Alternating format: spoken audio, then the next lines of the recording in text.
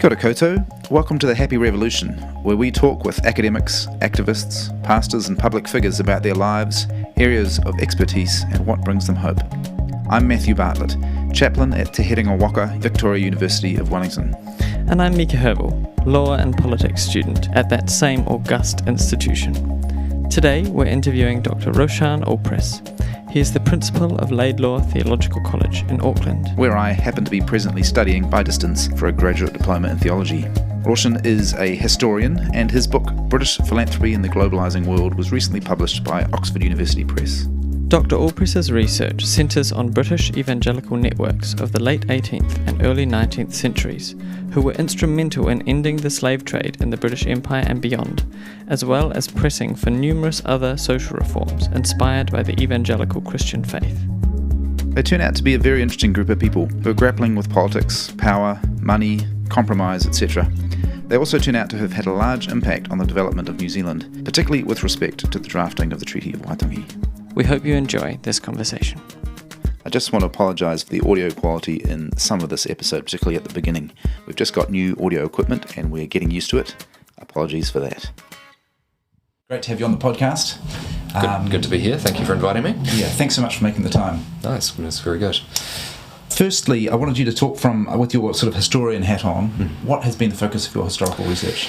Mostly have looked at the 18th and 19th century. The main area of interest for me the main question has been what we might think about as orchestrated social and cultural change. So when groups want to engage in changing culture and society, and particularly when they aim for long arc things, so things that take decades or generations to affect, what does that look like? So for me, a lot of the research has been driven by looking for groups where you can see persistent effort over time and where you can actually track that and work out what were they seeing it was work, what questions were they asking of the world, and how their networks were evolving, and so forth. And obviously very few people who get involved in something like anti-slavery think, we'll still be going at this in 80 years. So it's not like they sort of had prescience and had this grand plan that they executed or anything. But you can see things like, early attempts at these kind of social engagements, suddenly realising, we need a new institutional form to do this, and so they invent a new kind of institution, and then that has long effects, and then that sets up some stuff that can happen over the next generation or so forth. So it's that kind of long arc thing. And I'm also interested in transnational and kind of global history, so part of what I have been interested in focusing on is very much that kind of modern world question. So worlds that are recognisably like ourselves. One of the beauties of the 18th and 19th century is a period where the world is rapidly globalising, lots of peoples are connecting in, there's lots of intercultural conversations beginning, and it's the period where the world sort of first persistently becomes truly global, in the sense that you've had earlier global exploration, but this is where you start to get regular global circumnavigation, regular connections, and large numbers of people who had previously been isolated from the rest of the global world suddenly get invited in. Perhaps not invited is the right verb. You also get institutions that are recognisably similar to ours, so parliaments, companies, intergenerational families, you get migration, diasporas, all of that sort of stuff. So that becomes really interesting in terms of thinking about what kind of stories we might tell from that and how we might think about them in our context. And has there been a particular focus, particular people you're looking at? Yeah, so I've studied a number of different networks, but the one I've spent the most time in is that network that existed from sort of the 1750s through to about the 1830s or 40s. It had a pre-life and an afterlife, but that we would call Evangelical, that focuses on certain nodes like the Clapham sect, that group of activists, parliamentarians, merchants, clergymen and others that lived in and around the village of Clapham outside of London, but then also the much wider networks that sit around that. So, a lot of the research I've done in that space has ended up tracking something like 6,000 people across about 4 or 5 generations, and it's that network that the word philanthropist is coined for. So they're a network where they're first really thinking through, we're encountering now global needs or needs outside of our own environment, our own country or our own cities, and we have means to engage with that. So we are merchants or missionaries later or clergymen and so forth who feel a desire to, or feel a pull to meet needs of people who we might not pass on the street, but actually work out how do we engage with them as human neighbours? What does it mean to love them in Christian terms? And that's where the word comes from, lovers of humanity. So in the sort of 1730s, when that word is coined, the word philanthropist, it's a derogative, it's an insult. It, usually implies that they are meddling where they shouldn't and trying to interfere with good trade and so forth. And by the sort of the early 19th century, it's a really good thing. You want to be a philanthropist.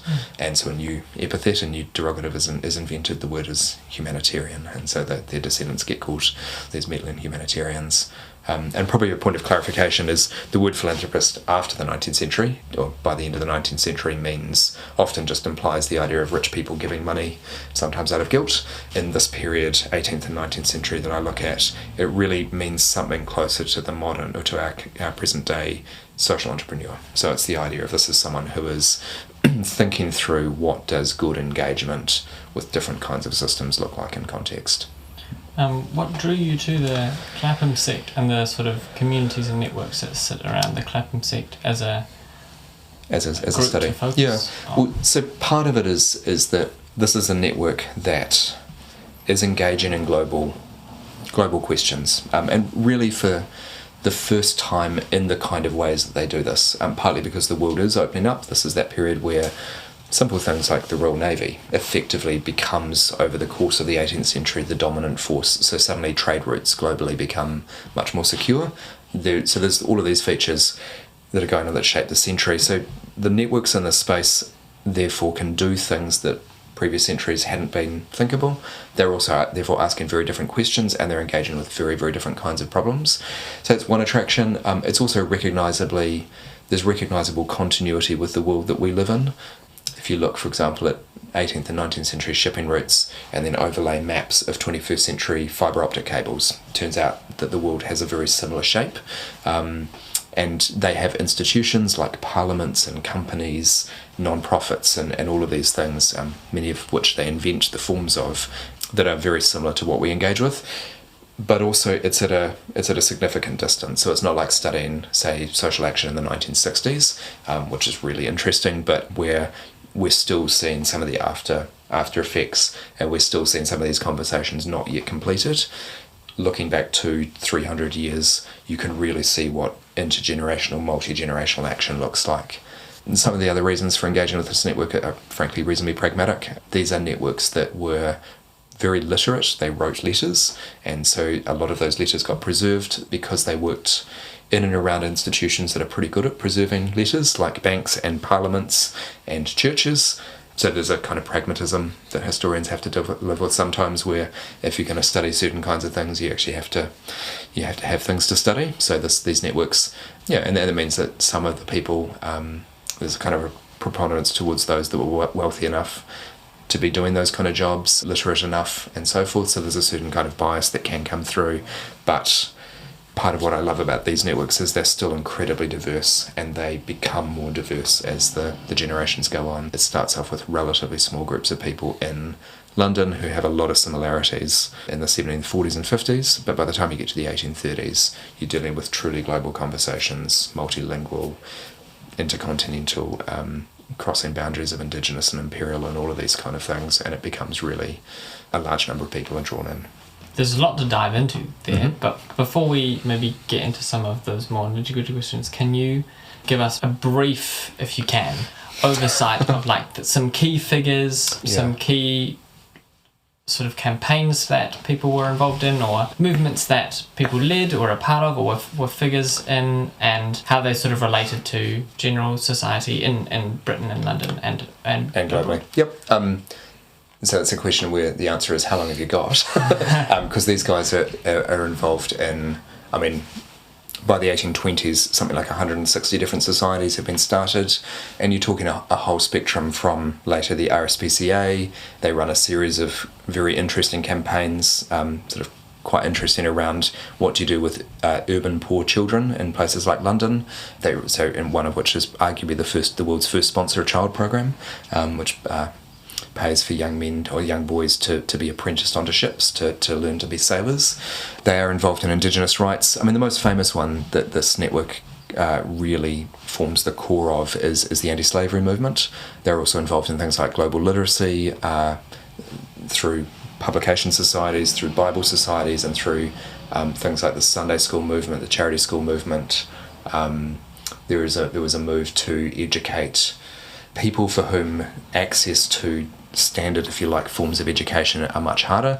So, for example, the children of indigo plantation workers in northern India, where caste barriers and economic barriers and basic access to teachers are major problems.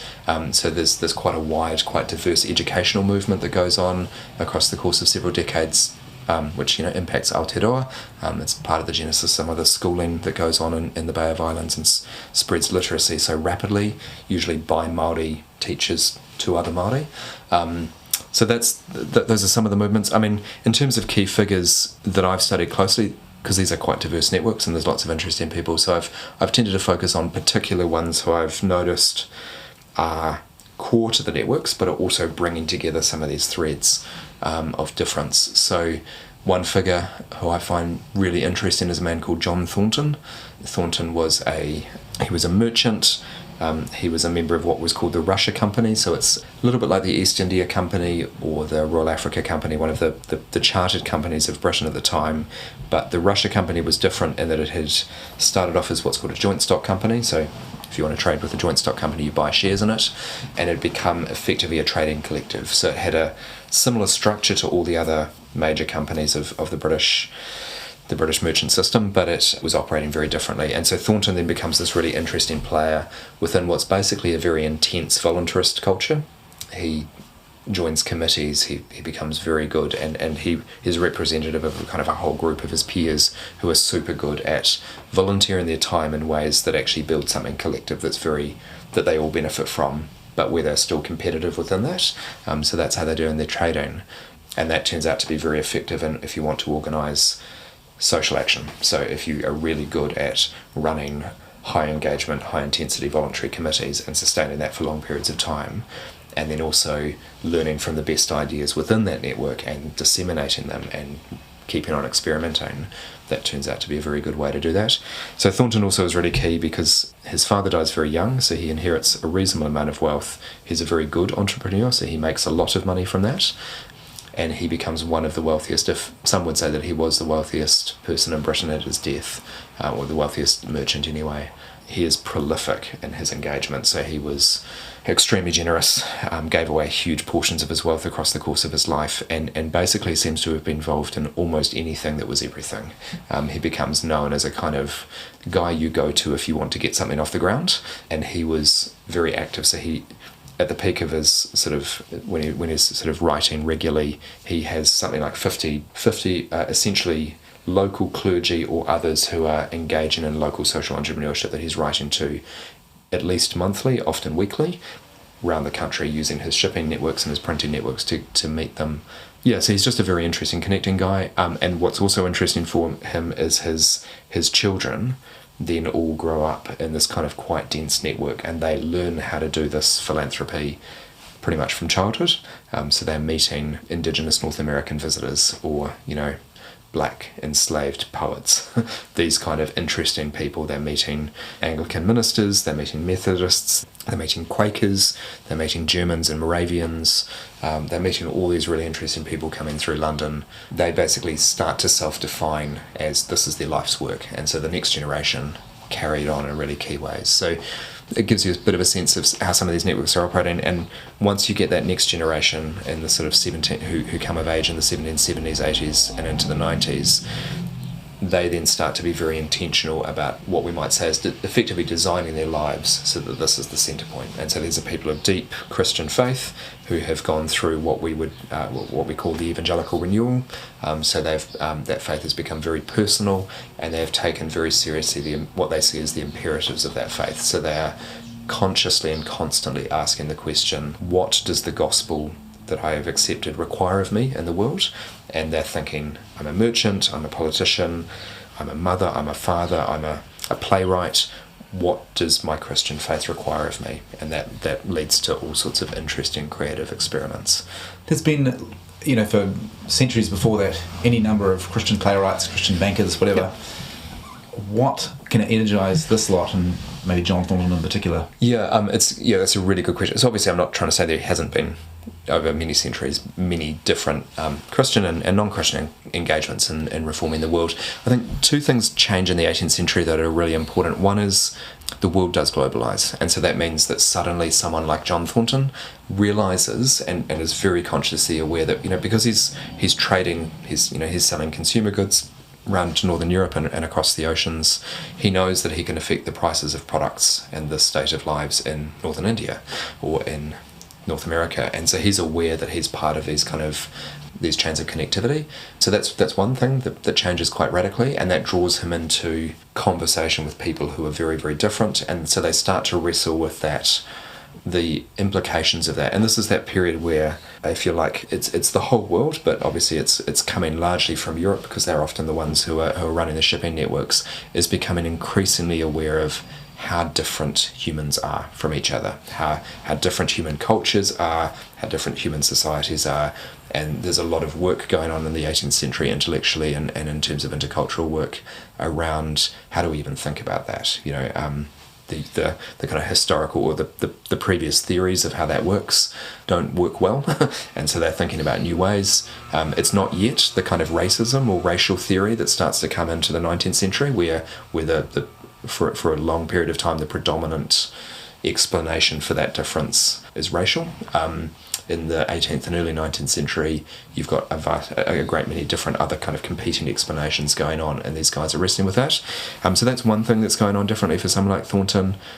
Perhaps one way of explaining sort of one of the uniquenesses of what evangelicalism does, though, so it's, for many of these networks, and it's an explicitly Christian faith, is to talk about the way that the Good Samaritan story is retold by them in key ways. So for those who aren't familiar, the Good Samaritan story it's a parable of Christ. It talks about a man who is beaten up on the side of the road, and three people walk past him as he's in distress: a priest, a Levite, and a Samaritan. And the Samaritan, the priest who should help, he doesn't. The Levite who should help doesn't. The Samaritan does. And the Samaritan, if you like, has this encounter and responds to the need, and Jesus lifts that up and says that's what loving your neighbour looks like. So up until about the 1730s, almost every charitable endeavour that I can trace in the English-speaking world, at least, somewhere in their founding narrative they have something like the Samaritan story being told. So, for example, 1739, Thomas Coram is walking outside London, or down some streets near London. He sees a dead baby on the side of the road. He realises that this child has been abandoned by parents who couldn't afford to raise the child because of their poverty, and so he begins the process of setting up what's called the Foundling Hospital. It's an orphanage, and so it's an encounter, and it's a love of neighbour response to that encountered need. It's a Good Samaritan story. What happens in the 18th century, though, is that these networks become aware that there are needs in the world that they might never encounter. Slavery is the best example. No one in 18th century England has a really strong... No one in London, people who are living their entire lives in England do not have a strong sense of how pernicious and evil slavery is as an institution. But their lives are partly dependent on it, or they eat sugar from the plantations. They wear cotton picked by slaves. They're economically connected. This is before cell phones and photography and videography and even accurate kind of travel testimonies. And so this is a period where, when the first reports about how brutal slavery is start to really pop up to public consciousness in the 1760s and 70s. The first response is incredulity. No one believes it. It's impossible that it could be that bad. And it takes a very creative kind of public awareness campaign with all sorts of creative art and production of new kinds of cultural forms to really drive home how bad it is for people that far. And so bring it back to the Good Samaritan, part of what's going on in these networks is people who don't start with encounter, they start with a question, and that question leads them to encounter, if that makes sense. So they start with the question, is there a need in this part of the world or in this people group or whatever that we should be engaging in ameliorating or addressing? and then they seek to then understand that need. And that requires a very different kind of organisational structure, requires a lot of different cultural and intellectual and social and economic apparatus. So something as simple as missions work, Christian missions work, which obviously seeks to go to a new people, learn their language, understand their culture, take the Christian message of Jesus and translate it so that these people understand it and come to believe and develop a form of Christianity that's appropriate for their context. That requires a lot of very different and new effort that in the 18th century they were all working out how to do. You have to have shipping routes and printing presses. It turns out you also need, for example, linguistics. And so, among other things, you have institutions like the Bible Society in the very early 19th century paying for people to study at places like Cambridge and Oxford, primarily Cambridge, to learn not just language, a particular language, but to learn to be scholars of how languages themselves work.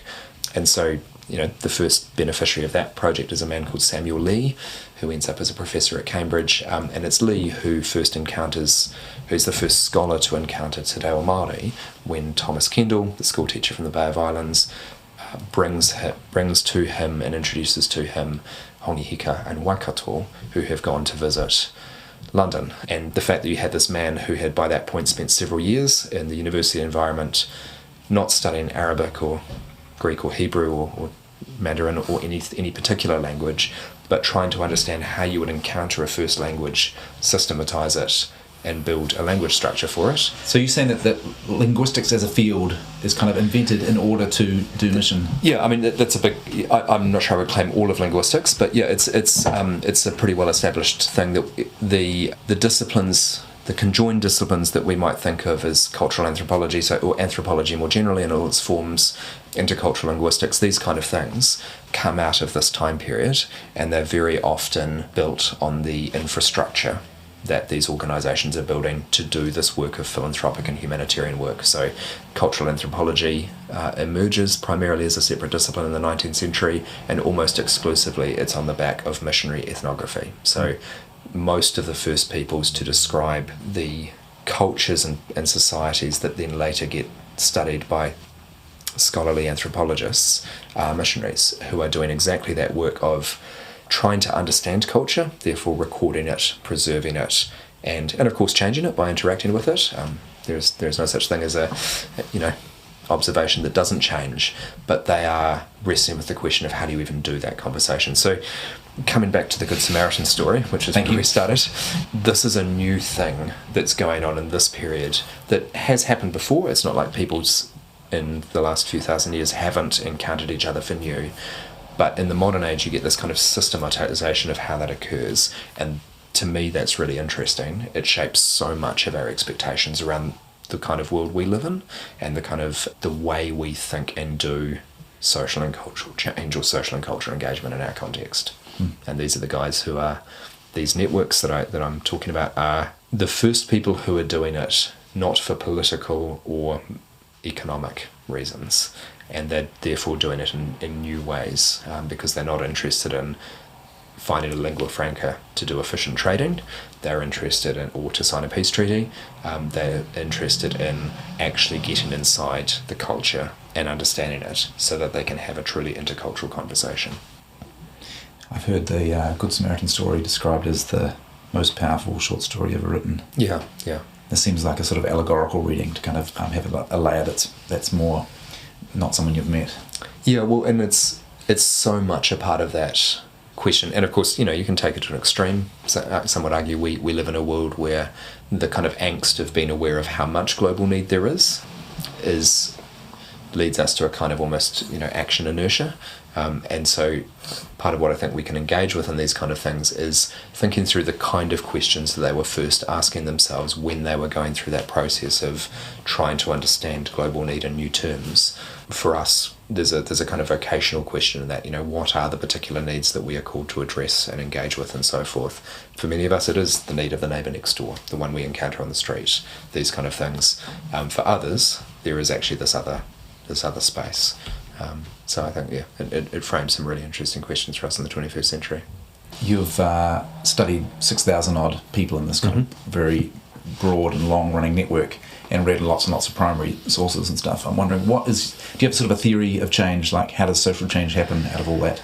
That's a great question. I mean, I'm always hesitant to kind of frame a recipe, if that makes sense. I don't think that's what historians do. Obviously, there are things that I see being quite effective, and they're fairly simple things, to be honest. I mean, so one of the most basic insights from these kind of networks is the kind of change that's really against the grain. So something like anti-slavery. Slavery is, in the 18th century, it is the engine of the world's economy. This is the thing that everybody is invested in. It's a little bit like saying we'll abolish credit cards in the 21st century. Like it's or mortgages. It's something that even if people aren't viscerally aware of their role in this thing, the transatlantic trade is the biggest trade in the world. So much of what's going on globally. So this is a powerful, complex set of institutions and economic forces that's not going away, and historians have argued about this a lot, but fundamentally when they abolish it in the British Empire and remove slavery as an institution, or at least start to weed it out, they're basically unpicking the most profitable part of the global economy, with great consequence. So it's not like they got on trend and surfed a wave that was already going to happen. When you get an issue like that's that big, that's that significant, usually it takes 2 or 3 generations. So that would be the first major insight.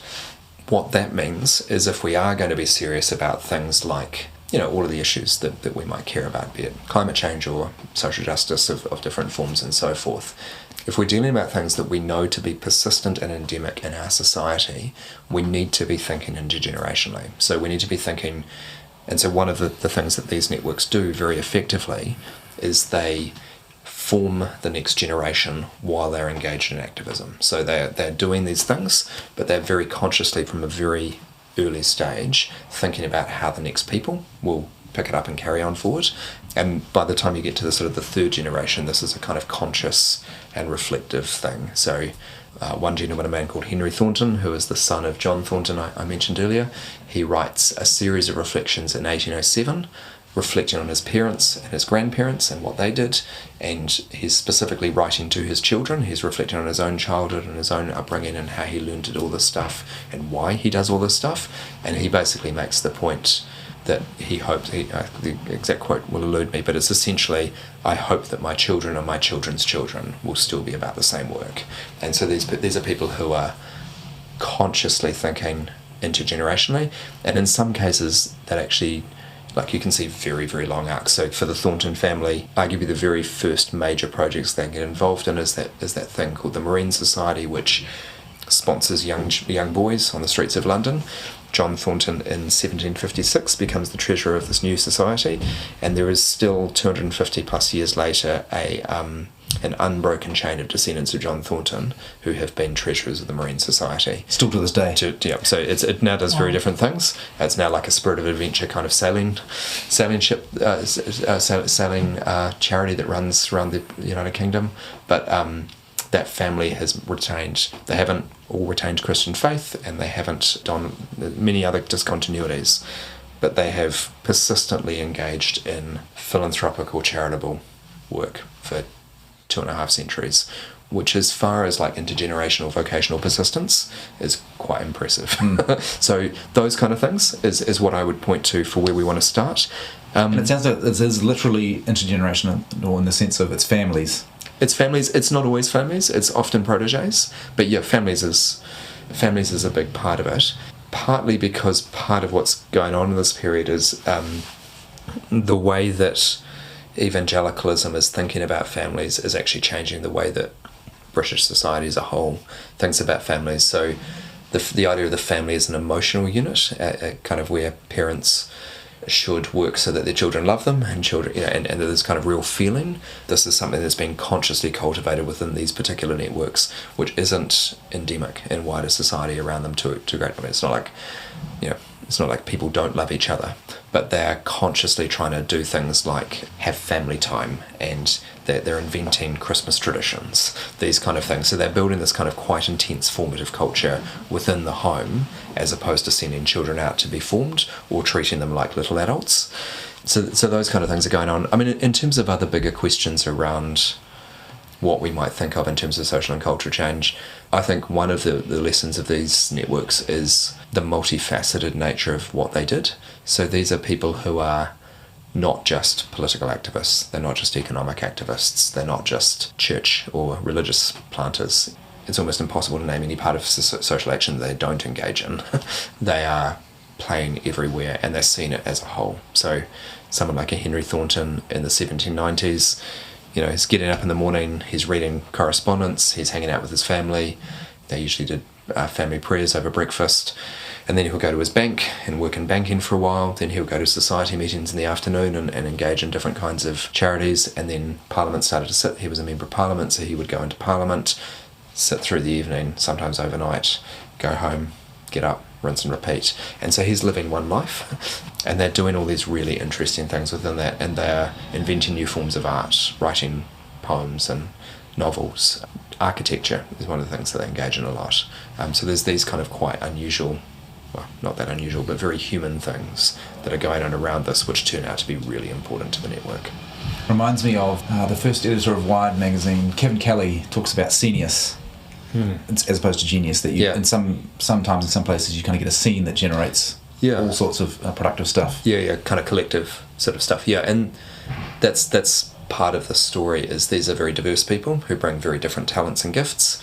Men, women, some brilliantly literate, some highly administrative, some really charismatic like William Wilberforce, some who are just really quiet backroom people, but do phenomenal work in their own rights, and they're a kind of community of difference in their own expressions of their engagement, and that's part of what feeds it, is they have a guy who knows how to do this thing, or and it's the 18th and 19th century is a period where gendered participation in public life is very different. Men can enter Parliament and run companies, women tend to not have that public space.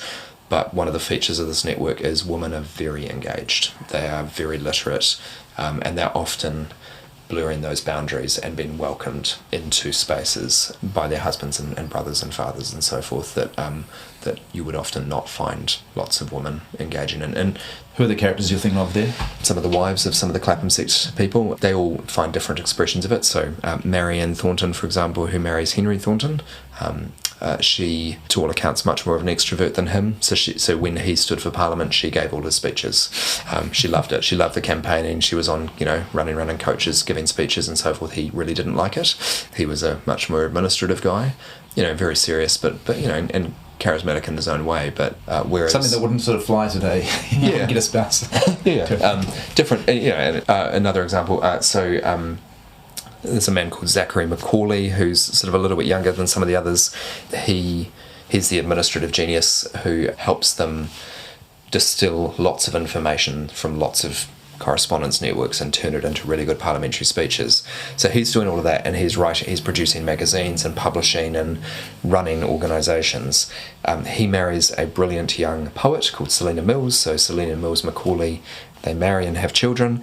And she's a phenomenal writer.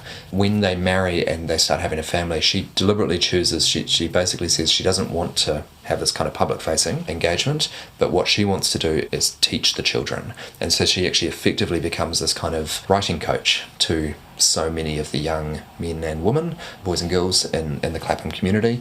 There's at least half a dozen literary greats who she personally mentored on Clapham Common. Thomas Babington Macaulay, who's arguably one of the greatest mid-19th century English writers. I admit I have not heard of him. That's okay. He's a 19th century literature can be a hard read sometimes. He's extremely prolific and very famous. He becomes Lord Macaulay and all of these things. So he's their eldest son. Or Sir James Stephen, who is a brilliant lawyer, absolutely brilliant legal mind in different ways. Actually, among other things, writes the draft of what's becomes Te Tiriti o Waitangi. So he's the brilliant colonial administrator who rethinks the way that the British Empire will engage with Indigenous peoples. But then once he retires from administrative life, he actually goes on to become the Regius Professor of History at Cambridge and writes some incredibly well-written histories of the world, basically. And so his whole life, he's this phenomenal literary output.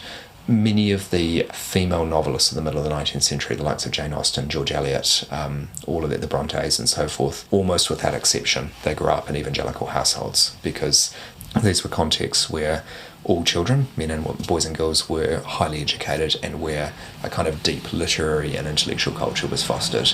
And so there's a really interesting article, it's a little bit older now, but a man called Noel Annan, scholar, has written one called, just a short piece, tracing what he calls the intellectual aristocracy. So he basically makes the point that when you trace the whakapapa of almost anyone who's anyone in the second half of the 19th century, in the English-speaking world, but particularly in Britain, irrespective of where they end up intellectually or faith-wise or so forth, it all comes back to a relatively small group of these evangelical families. They were very good at educating their children, and they form intellectual geniuses in a whole range of different fields, including some who are deeply Christian, and some who are deeply non. So, for example, Sir James Stephen, his son was James Fitzjames Stephen. His son Leslie Stephen goes on to become, he writes the first dictionary of national biography, and his daughter is Virginia Woolf. And so all of that kind of literary effusion is coming down that lineage, and for 5 generations they're all brilliant writers. Arguably Selena Mills Macaulay sets them in motion. What is it about how they teach and their education style, or how do they foster that? How do they do it? Well, I'm not a pedagogical expert, so please don't hold me to that. One of the things that I notice when I read the journals and diaries and letters is the kids were involved in almost everything the parents were involved in, and from a very young age. It's not like they were given sort of unnecessary emotional work or anything like that, but they were invited into the room. So, for example, when you have the anti-slavery campaigns, or the campaign to abolish the slave trade in 1805 through 1807, Wilberforce's children are all pretty young. They're sort of in their late childhood, so sort of, the oldest are, so sort of 8-year-olds, 9-year-olds, that kind of thing. And they are the scribes and secretaries for their father, because his eyesight's going at that point. He had some significant health issues. So his daughter it's Marianne Thornton is the one I'm thinking of in that moment. So she's the daughter of Henry and Marianne Thornton. She records sitting at the dinner table with her father, Henry Thornton, her mother, Marianne, and Wilberforce and a few others, and she's taking minutes for their meeting, and she's about 9 years old at that point, and she's highly literate, brilliant, and kind of engaged in all this. So there is a kind of full immersion that's going on. That's part of it. I think even part of it is actually that these are unusual networks, so they're being exposed to very unusual confluences of people. This is a period where most people, even in the sort of upper middle classes and even in elite classes, are educated with a particular vocational vision in mind. So if you're a merchant and you're the son of a merchant family, you're going to get really good at accounts and really good at certain kinds of trade correspondence, and you're probably taught French or German so you can engage in continental trade.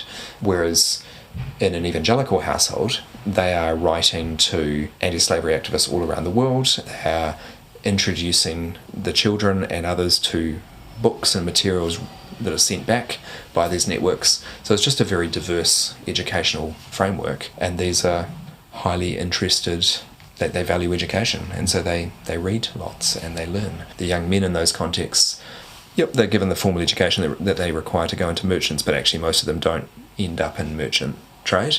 Many of them do, but a large number don't, and they end up in other places like Parliament and the civil service and the legal profession and so forth.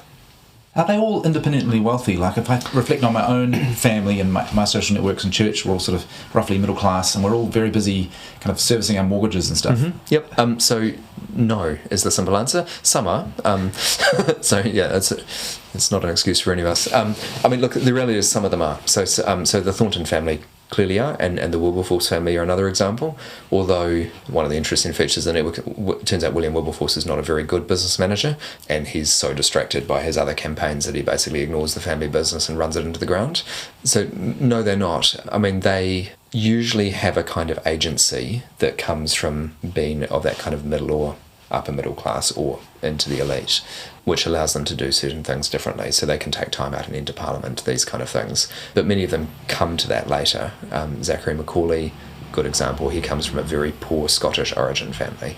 And so his first encounter with these kind of networks actually is he is he needs to make a crust, he needs to earn, and so he actually takes a job that takes him to the Caribbean, where he encounters slavery firsthand as a kind of clerk in a plantation or servicing plantations, and that troubles him. It turns him to drink and gambling. He basically comes back essentially destroyed from that whole experience, and it's then he meets his sister, marries into the Clapham sect, and so through her and his new brother-in-law, he meets them, goes through a conversion experience himself, and realises that he can use his talents and gifts in different ways, but he then has to build a fortune, or he has to build enough to be able to engage, and he doesn't have it initially. They actually lose it a couple of times. Very different kind of networks. And then you have lots of others around who are really not wealthy. So many of the clergymen, for obvious reasons, are not wealthy. Maybe they have a lot of time. Maybe the demands of being a clergyman are not huge. There can be if you don't want to do a good job. But again, these are not people who are not going to do that, who are going to do a poor job. So it's a little earlier, but one of the men who everybody would know the name of these days, John Newton, bit of an unknown figure in this period, becomes known. So he is one of those correspondents of John Thornton. So he's slave ship captain, interesting backstory, comes through a deep conversion experience and becomes an Anglican priest. It's a long journey, but that's the short of it. And he ends up in a very impoverished parish, Olney in Bedfordshire, where there's huge need. So they haven't had a residential priest for a long time. Very, very poor parish. He has no resources to draw from.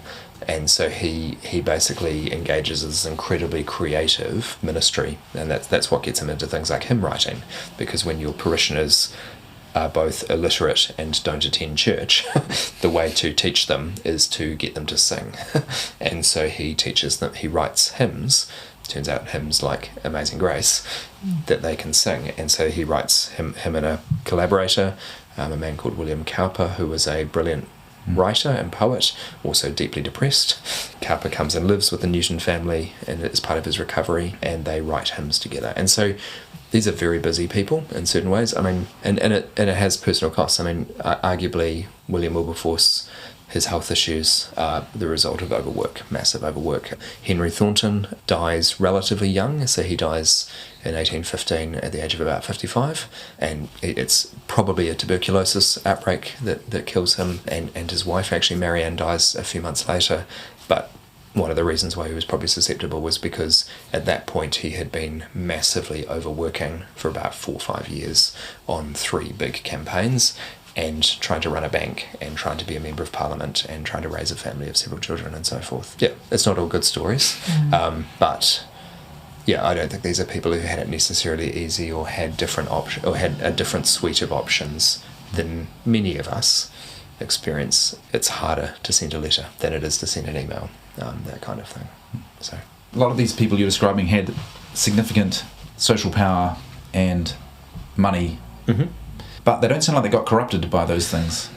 No doubt some did. Yeah. I mean, of course, there's always the bad stories. Yeah, so some did. Some kind of sought it. So they actively sought roles in Parliament or in the civil service, or sought to rise within companies so they can make a difference. So, there is a group who actively try to work their way up within the East India Company to try and do their best to reform it. That takes them 30 years, and they're largely unsuccessful. But they do try, and at great personal cost as well. I mean, there are some good examples where they do fall over very badly. So one of Henry Thornton's brothers, it's not quite clear from the letters and so forth that I've read whether it's just a series of unfortunate mistakes, or a kind of, what we might not call fraud, but certainly a little bit of deliberate deceit. But basically he makes some very bad business deals, and he goes bankrupt. And in the early 19th century, that's a very shameful thing to have happen to you, especially when you can't meet your debts to other people, and so that becomes a really big problem. And then, to make matters worse, he flees, and so he actually abandons his family and flees to America. So there are some pretty bad stories in some of this, and that's seen as a very shameful thing. But it sounds like this is the exception. I'm just asking about this because I sort of have an intuition that, or contemporary intuition would be more that money and power are intrinsically corrupting. And Well, it depends what you mean by corrupting. I mean, do these people make poor decisions at times? Absolutely. I mean, look at another simple example would be Zachary Macaulay. So he spent some time as the governor of what becomes Sierra Leone. So the brief backstory is They are trying to demonstrate that there is economic activity that's viable on the West African coast that doesn't involve the export of people, so it doesn't involve slaves being captured and shipped to the coast, and so they're trying to grow crops and just do other things. So they set up a trading company, they go to West Africa, they do some treaty deals with some local tribes, and they set up what becomes Sierra Leone, and Zachary Macaulay ends up as the governor of this ragtag colony, basically. It's not a British colony, it's run by a charitable company, basically. The people they get to settle it are freed black slaves from North America who've ended up in Halifax in Nova Scotia because they basically get kicked out of the new United States. They end up in Halifax, they wish to return to Africa, so they come, some Jamaican Maroons from the Caribbean who are freed come, and then some urban poor from London migrate. And so that's the group. Macaulay has a very hard time even keeping the colony or the settlement afloat. I mean, he has some bad fortune in the sense that they arrive in one of the worst monsoon seasons on record. That was with one of his predecessors, but the crops keep failing for lots of reasons. The French Navy sacks them about 4 times because the Royal Navy won't protect them because they're not British. This other enterprise. There's all of these, the local tribes keep re-enslaving anyone with a skin colour darker than a certain shade. So they keep having these kind of massive problems. And so he ends up kind of trying to work out how to be a one-man law and order band. And you can imagine what that is like. You know, so he makes some very hard decisions, and he writes clearly not all of those were good decisions. People suffered because of his attempts to keep the colony stable and secure and so forth. So there's all of that kind of moral compromise going on. They're engaging in some really complex things. And another really good example of kind of where some of these networks make some complex decisions around trading off good versus less good in the world. In the 1780s, after the American Revolution, the British government, William Pitt, has 2 big problems that he has to solve together. One is they can no longer export criminals from London to Virginia because the Virginians won't take them anymore. And secondly, during the American War, they realised that essentially the continental powers blockade the North Sea and the Baltic, and so the British realised that they're vulnerable to the import of, so they need the Baltic trade for iron and for ship lumber, and they need the North Atlantic trade to Canada for ship lumber as well. And they realise that they're massively vulnerable to kind of coastal blockade. Pitt and his government, newly formed in the 1780s, come to the conclusion that the next major war that they fight with France will be probably fought over consumer access to India or China. Turns out to be very prescient, and therefore they need a source of lumber in the Pacific, or in this part of the world, that is not vulnerable to blockade. So he tries to solve both those problems together, and we get the Botany Bay colony, where they send criminals to what is now Australia, partly because there is a lot of lumber, tall spar lumber, in places like Norfolk Island and the north of New Zealand and the islands around there, and they intend this to be a kind of military base for the Royal Navy and so forth. When he does that, he talks to Baltic merchants who know how to import lumber. The man he talks to is John Thornton, because he's the leading guy in that trade at the time. And Thornton has a decision, and so he basically makes the call. He says, look, I'll advise on how to do this, knowing that a penal colony 20,000 kilometres away is going to be a problem. And so the deal he does is he says, look, I'll help you do this well, but you must put in place spiritual and social support for the transported prisoners.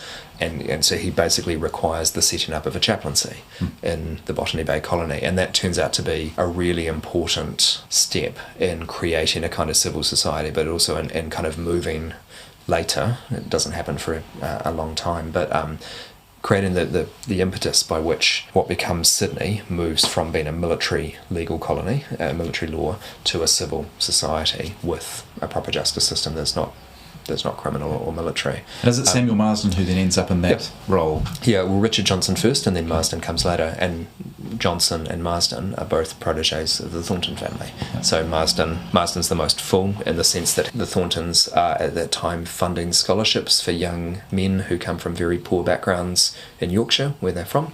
And Marsden is found by a guy called Miles Atkinson, who lives out of Leeds. He comes from a very poor family. Miles Atkinson says that you're bright, gets him into Sunday school, teaches him to read, realises he's very bright, trains him as a Sunday school teacher, and then the Thornton family pay for him to go first to Hull Grammar School, where he gets a high school education, and then to Cambridge, to Magdalen College, and then because he's an evangelical clergyman, he can't get a job in England. There's no parish that he can get, and so they send him to Botany Bay, and it's there that he obviously begins a ministry to young rangatira from the islands who are washing up on the docks, either stowing away or kidnapped, or sometimes paying their passage, and starts to take them in, teach them, and set up a school. Because he's from Yorkshire and he's from a rural context, he knows how to grow wheat and grain and so forth, so he trains them in literacy and farming and a few other things, and later advocates for the New Zealand settlement that leads us to the CMS missionaries arriving here, but also sets in train a whole bunch of wheels that later lead us to things like the Treaty of Waitangi and so forth. So there's these kind of long arcs of connectivity, kind of quite unexpected. You wouldn't have expected a man from a very poor family out of Leeds to, through the support of a bunch of Baltic trade merchants from Hull, end up here. And part of what makes it really interesting, so the grammar school that he went to in Hull, his teacher there was a man called Joseph Milner. Milner was William Wilberforce's high school teacher previously, so Milner introduces them, so Marsden knows Wilberforce, which means that during the 1800s, 1810s and 1820s, when Marsden is in Sydney in various forms of conflict with the colonial legislature and the governors around things like the well-being of prisoners, and can he set up philanthropic societies and all of these things, and a lot of other controversies, Marsden has a better line of sight to Parliament and quicker communication. So there's these phenomenally hilarious scenes where the governor writes a military dispatch, which is sent through the Royal Navy back to his, the powers that be in London, to complain about the chaplain. The chaplain has simultaneously sent a letter to Parliament, and it arrives quicker. So when the governor's complaints arrive, Wilberforce has been defending Marsden in Parliament for 2 or 3 weeks, which makes the difference. So these kind of things go on, and kind of create these really unusual global connections that you wouldn't expect. I had similar questions as well around power, like in terms of how you say how it's corrupting. I think something how we often think of it is sort of you end up chasing money or influence or control more than the sort of ideal you went into it with. So what I was wondering in terms of that, what sort of things can we learn from the Clapham sect or people in this network, and how they operated, and how they seem like a lot of them as members of Parliament, as wealthy merchants, and as leaders in various contexts, quite enmeshed in systems of power. Yeah. What can we learn from how sort of they related to those structures and systems of power that are often seen as quite exploitative or dangerous to people or to the environment, and how did they sort of subvert some of those, and what lessons can we take away for how we engage with sort of power and leadership now? That's a very good question. I mean, there's a few comments I would make, but and some of them are based on some of the reflections at the time. Some of them are just sort of historical observations. They're always implicated by the kind of power that they're engaged in. So these are people who are in some ways maybe the simplest way to put it is they're not afraid to get their hands dirty. So they know that simple things. When they finally get legislation to abolish the slave trade and slavery itself as an institution, it turns out that much of the rest of the world hasn't done that. And so one of their next policy shifts is to persuade the British government to use a significant part of the Royal Navy to basically start to police the world's oceans. The high point of their kind of effect of their influence, and this is after Wilberforce's death, but what's called the West India Squadron, the Royal Navy, the world's at the time sole primary superpower, is spending roughly a quarter of its military budget policing the oceans against anti-slavery, using military force. So of course that's complicated. They engage in these kind of quite challenging moral decisions about how you use wealth and power and political influence and so forth to achieve ends that they see as moral, but also where they know that there is moral implication. And so you see it in Wilberforce's own journals and diaries. He wrestles with this massively. He's aware that the decisions he is making and the choices they're making as a campaign, at the peak of the campaign particularly, have real consequences for millions of lives. There are slaves who, if they delay because they're trying to do certain things in a particular order, that slaves will die. If they compromise, And they do some very big compromises. They basically have a choice right at the end of the campaign. The choice is, do they get the legislation over the line? But the cost of it will be two things. One is compensation to the slaveholders, which Wilberforce really can't stomach. They in fact, none of them really can. They just think it's appalling. But they find that they have no other choice. There's no other political will to do it other than that compromise. And the other big one, which they find even worse, is the compromise deal that they do is that slaves will be freed, but not for 5 years. So there's what's called an apprenticeship system, and they know, they are fully aware, perhaps not viscerally because that wasn't their only experience, but they are very aware of what might happen if slaveholders know that they only have 5 more years of oppressed labour out of these people. They're not going to look after them in any way, not that they were looking after them particularly well at all, but that's the choice that they face. And so they make the decision, and listeners can wrestle with whether you think this is a good one or not, but they make the decision to make the deal, to abolish the thing, and then to work incredibly hard to ameliorate the welfare of the slaves during that 5 years, to which they have some effect. In North America, in the United States, the anti-slavery lobby makes the opposite decision, and they don't abolish slavery in the 1830s, and it lasts for another 25 years, and then they have a civil war to remove it. And so think about it in terms of different kinds of consequentialism, but these are people who are fully aware that their decisions have massive effect, and they're wrestling with the moral implications of that. And I find that really moving, actually, because there are obviously unintended consequences you can point to in other areas that are also equally troubling, because they had blind spots. These are not perfect, omniscient people who knew everything about what their impact and their decisions would do. And this is a period where, if you were managing a project 8,000 or 10,000 kilometres away, you might be getting reports every 3 months if you're lucky.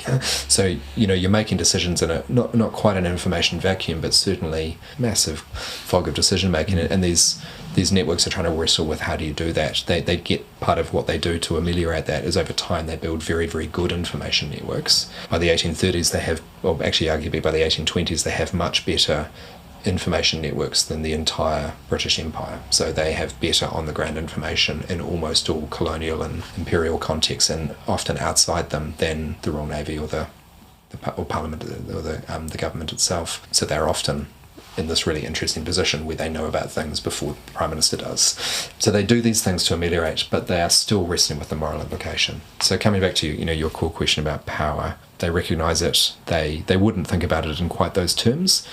They thought in terms of means. So that's the contemporary language. They refer to what they call spheres of influence. And the kind of idea is God has given you the ability to use means or choose not to. And their answer is usually if you've got the ability to try to do something, then you have a duty to wrestle with should you do it. Doesn't mean you have to act, and it doesn't mean you must do it. But if you have ships that go to another country, you should probably start to inquire about the well-being of the people to whom you're selling goods. That's the means that you have at your disposal. So you should do that.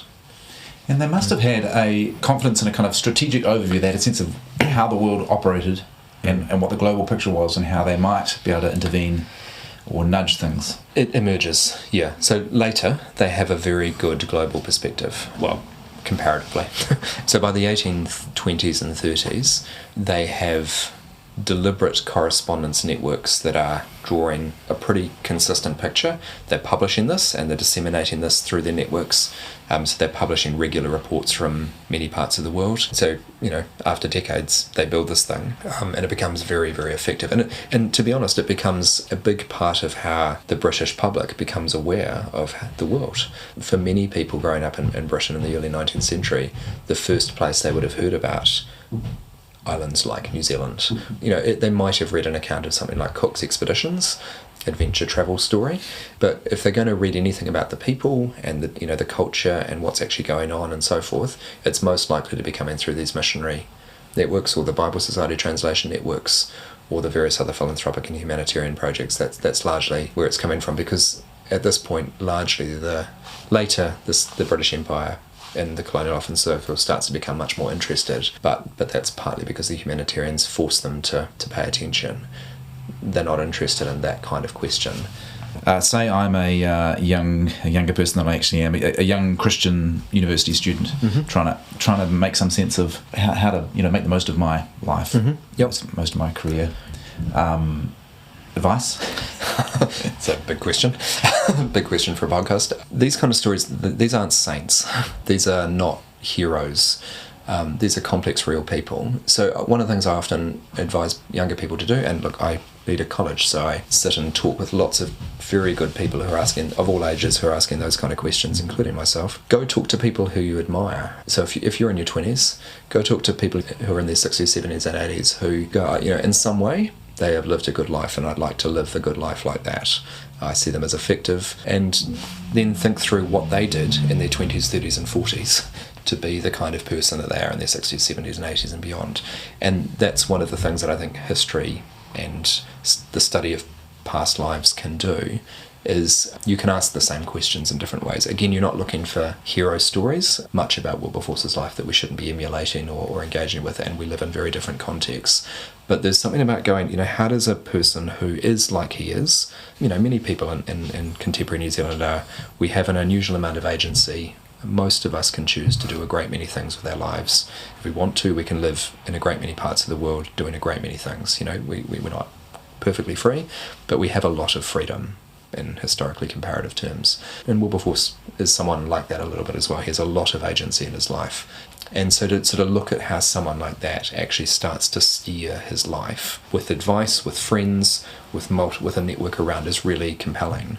He's a brilliant young MP when he comes to faith. So when he becomes an evangelical Christian, he's in his mid-20s. His best friend has just become Prime Minister. He's brilliant. He's the fate of, Wilberforce he's in his 20s and he's a leading MP, and he is witty and charismatic and he's the kind of guy who gets invited to all the parties because he's a very good speaker and singer and so forth. And he really wrestles with this question of, I've come to this evangelical faith, should I leave politics, leave public life completely? And he goes and talks to a bunch of key figures who he trusts, he knows closely, like John Thornton. He goes to talk to John Newton. He writes to John Wesley. He writes to a number of key figures and asks their advice. So simple things like that. And then over the next months and years, he spends a lot of time, and you see it in his journals and diaries and his letters with friends, wrestling with what's he going to do. And after that, he writes famously in his journal, God Almighty has set before me two great objects, the abolition of slavery and the reformation of manners. The first is obvious, what he was setting out to do. Reformation of manners is kind of 18th century language for the reform of British culture. Basically, he's seen a culture around that is at times fairly cruel, callous towards humans, doesn't care for its poor, all of these things, and many other things you could say about 18th century British culture. It's a very violent culture in many ways and so forth. And he basically says, we are going to reform this thing. And he does. Whatever you think of that, and there are many historical debates about it, but one of the things that I think pretty much every historian agrees on is that the evangelical movement and those networks leave an indelible imprint on British culture. And it's not all one way, there's some good and some bad, but it's a culture that is in many ways much kinder, much more aware of its own moral implication, and much more attentive to the good of others. Again, that certainly does get abused during the 19th century and to very bad effect, but this is a society where they are consciously wrestling with the question, how do we be a good, we're very powerful, we're very wealthy, how do we do good with that? Their answers aren't always great, but they're asking the question, and that is the result of some of these networks pushing very hard at the core of their culture and forcing them to wrestle with, must we change? And they do try, and they do succeed to a degree. Yeah, I think that question for young people is really important, or for anyone wrestling with this question. The questions of vocation are not different now than they were in the 18th century. There is, if you believe in a God, there is a sense of just simply asking, who has God made me to be? And thinking carefully then about all of the clues about that. Your giftings, your context, your biography, your whakapapa, your relationships, your desires, your instincts. What seems good to you? Where do you find hope? Some people find hope in unusual places and therefore get about projects that I wouldn't see as worth my time because I don't see hope in them, but they do. And that's probably an indication that they're called and intended to do these things. So asking those questions, but then being realistic about saying, hey, these are things that we should not think about on a 1 to 5 year time frame. These are the kind of things that if we're getting ourselves lined up well and we're building communities around us that are also supporting that well, hopefully we'll be still at the same project in 50 years, and hopefully our great-grandchildren will be better off, will be more faithful, and will also be thinking through the same kind of wrestling issues that we are. And we're interested in where you find your hope from as well. And I'm also interested in, given like all of the stuff that you've studied with Christians, evangelicals who are really involved in political campaigns. Have you been involved in political social justice campaigns? Yes, in many different ways. I'm not a politician. Yes, in many ways. A lot of what I've tried to do is actually work with people who are doing that. So, I'm interested in lots of things. So, in some ways, because I lead a large theological college that has lots of different connections, there is a public aspect to that role. So, I do spend quite a bit of time in different ways on different issues. And you do have to be judicious. I wish I could speak on everything. I can't. I wish our team could speak on everything. We have to be somewhat careful, and we have to be wise, because again, I really resist the idea that Christians have to speak on everything because we need to be heard.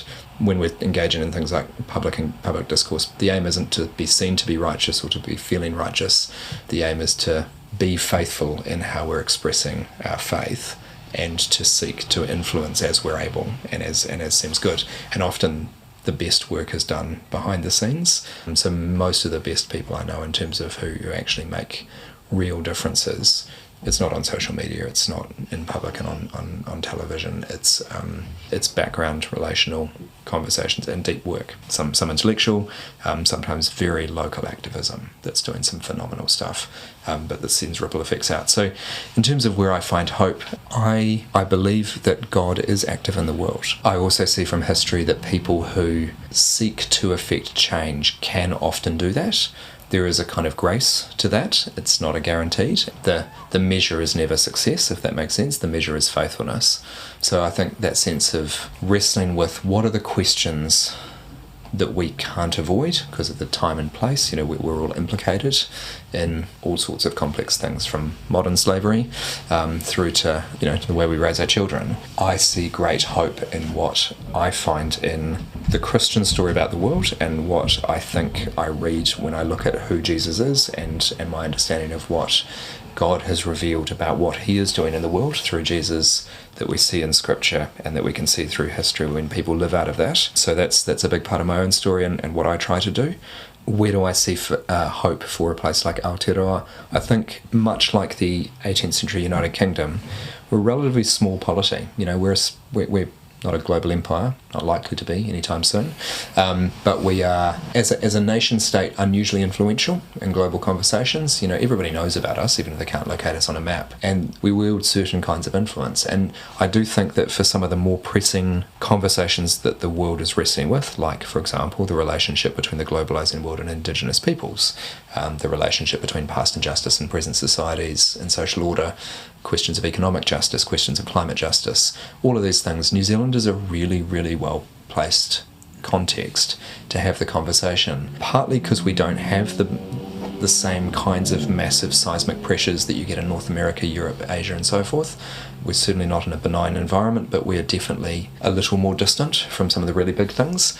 And also because we're so small, we can get everyone in the room. So, the 2 degrees of separation joke is, I think, a real strength. And because we have a global diaspora, because we speak a global lingua franca, we're a first world country with all the resources, and yet still have in our backyards and in our neighbours and in our own homes all of the complexities of indigeneity, settlement, colonisation, diaspora, migrant, refugee, rich, poor, all of the things. We actually have the ability to do that kind of classic, laboratory of the world thing. And so I think it's worth being in a country like this and owning those issues and not doing that classic Kiwi shortcut. Let's not be number 8 wire about this. Let's think about it in terms of what would it be to wrestle with these questions with the kind of seriousness that they demand, because they are global issues.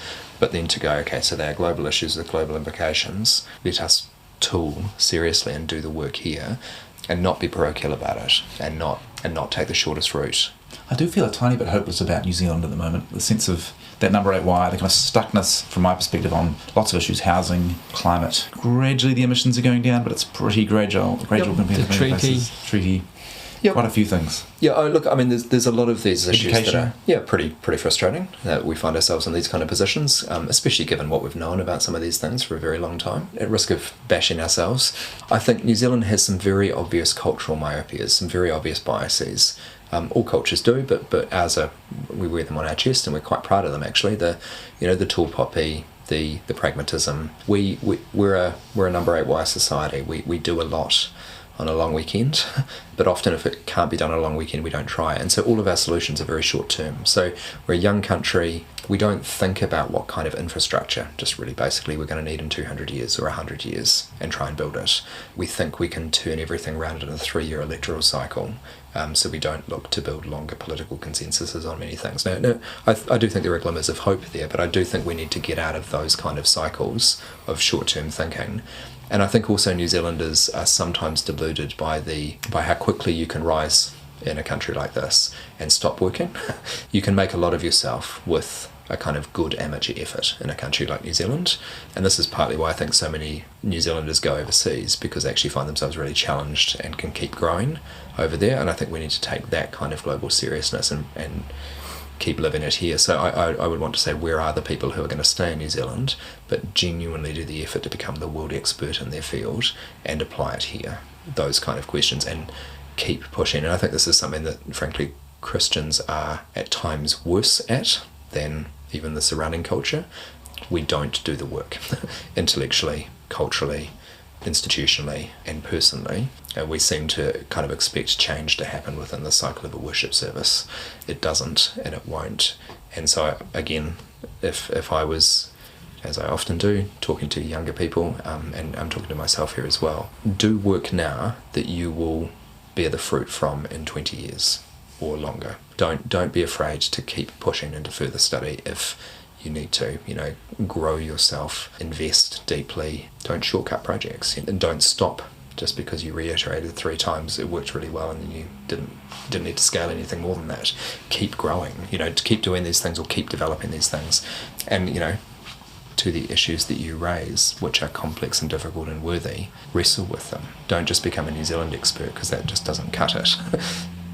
No disrespect to all the New Zealand experts who are doing the work, but keep going to become the global expert. And some of these issues, let me just give a really simple example from the networks I've talked about. So Henry Thornton, who I mentioned, he's a member of Parliament, he's a trustee of dozens of organisations, he's a father, he's a busy businessman, he runs a bank.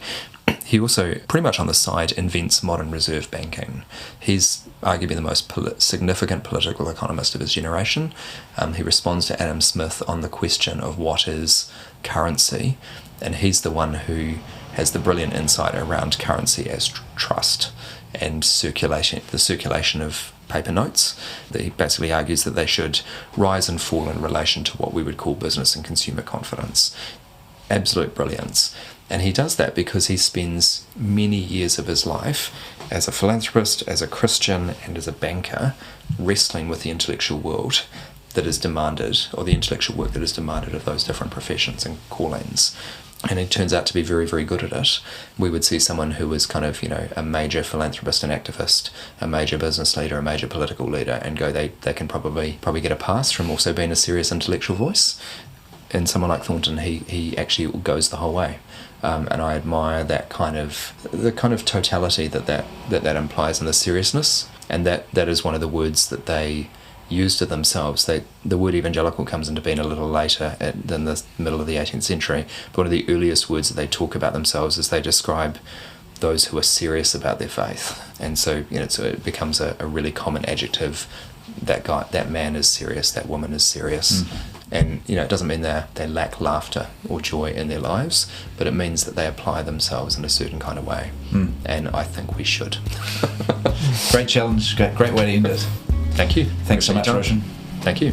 Thank you very much.